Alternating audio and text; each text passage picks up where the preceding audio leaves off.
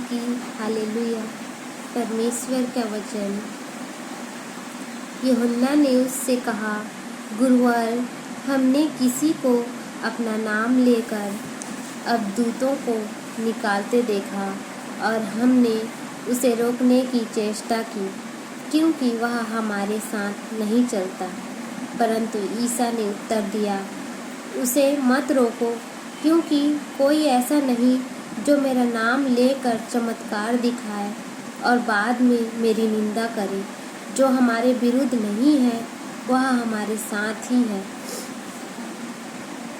जो तुम्हें एक प्याला पानी इसलिए पिलाएगा कि तुम मसीह के शिष्य हो, तो मैं तुम्हें विश्वास दिलाता हूँ कि वह अपने पुरस्कार से वंचित नहीं रहेगा। जो इन विश्वास करने वाले नन्हों में किसी एक के लिए भी पाप का कारण बनता है, उसके लिए अच्छा यही होता कि उसके गले में चक्की का पाट बांधा जाता और वह समुद्र में फेंक दिया जाता। और यदि तुम्हारा हाथ तुम्हारे लिए पाप का कारण बनता है तो उसे काट डालो।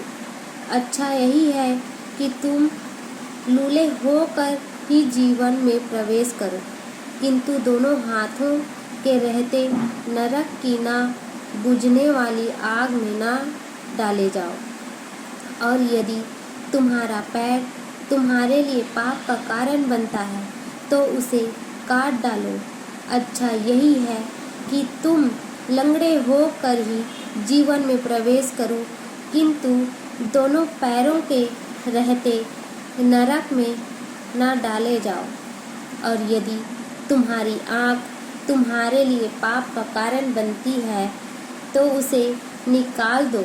अच्छा यही है कि तुम काने होकर ईश्वर के राज्य में प्रवेश करो, किंतु दोनों आँखों के रहते नरक में ना डाले जाओ, जहाँ उनमें पड़ा हुआ कीड़ा नहीं मरता और आग नहीं बुझती, क्योंकि हर व्यक्ति आग रूपी नामक द्वारा रक्षित किया जाएगा। नामक अच्छी चीज़ है, किंतु यदि वही फीका पड़ जाए तो तुम उसे किससे झोंकोगे। अपने में नमक बनाए रखो और आपस में मेल रखो। हालेलुया। वह से विदा होकर ईसा यहूदियों और यरदान के पार के प्रवेश पहुँचे।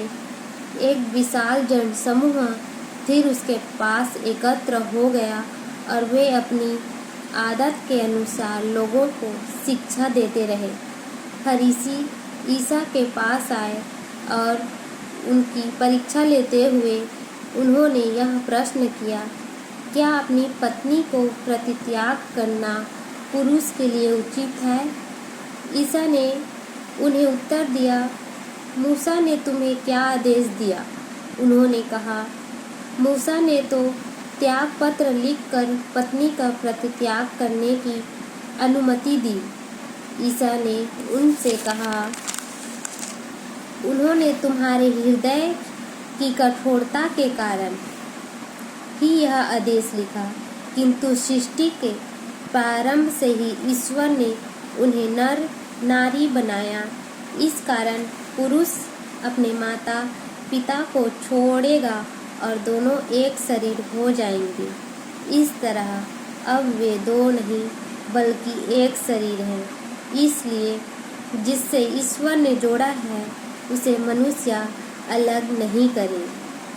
शिष्यों ने घर पहुंचकर इस संबंध में ईसा से फिर प्रश्न किया और उन्होंने यह उत्तर दिया, जो अपनी पत्नी का परित्याग करता और किसी दूसरी स्त्री से विवाह करता है वह पहली के विरुद्ध व्यभिचार करता है।